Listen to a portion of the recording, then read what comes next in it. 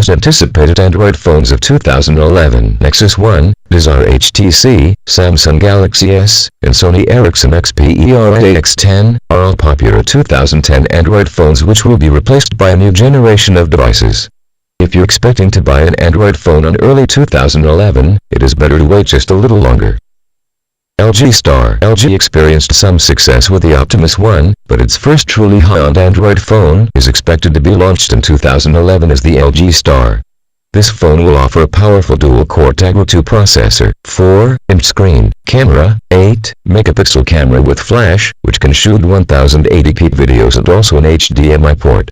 For now, it seems that the Star will be equipped with Android 2.2 Freo, but it won't be surprising to see that it will run Gingerbread at launch, since the stock Android OS seems to have been only minimally altered by LG.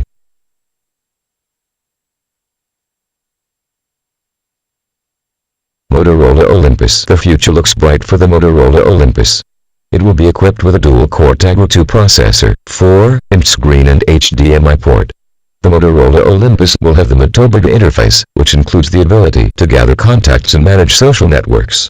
It may have a third version of Motoberg and also other functions. It remains unclear about the internal storage size in the Android version.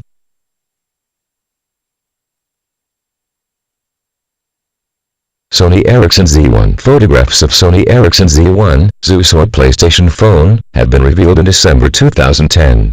This phone should come with a Qualcomm MSM8655 1GHz processor, similar to what we find in Desire HTC Z, but clocked higher at 1GHz instead of 800 mHz, 512 MB RAM, 1GB of ROM, 4-inch screen, an 8-megapixel camera and a flash. The Z1 features an advanced support on video games. It may have Android Gingerbread and PlayStation-like interface. It will be sold for $500 and launched around February 2011.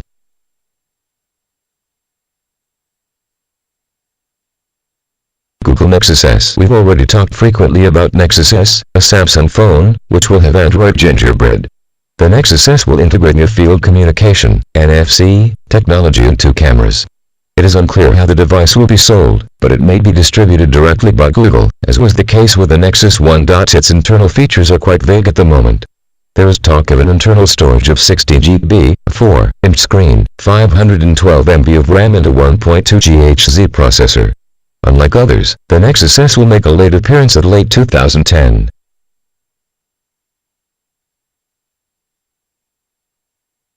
Samsung Galaxy S2, i9200. The Samsung Galaxy S2 is a high-end Android device from Samsung and features a TouchWiz interface, unlike the Nexus S which offers a basic version of Android. The features of the Samsung Galaxy S2 seem a little less confirmed than others, but here is what was published in October by a Russian website. Android 3.0, -4.3-inch AMOLED screen, resolution of 1280 x 720 pixels, -2 GHz processor, 1 GB of RAM, 4 GB of ROM, internal memory of 32 GB, -8 megapixel camera with 1080p recording, a GPS, Bluetooth 3.0, Wi-Fi, -3.5mm audio jack, accelerometer, gyroscope, proximity sensor and ambient light.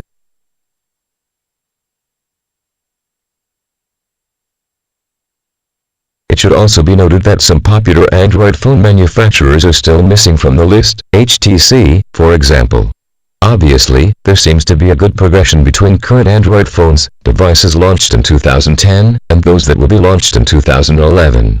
High-end Android phones in 2010 have 1 GHz processor, Android 2.2, Freo, 3.7-inch screen, 4-inch, in the case of Samsung S Galaxy, and a 5-megapixel camera, with or without flash.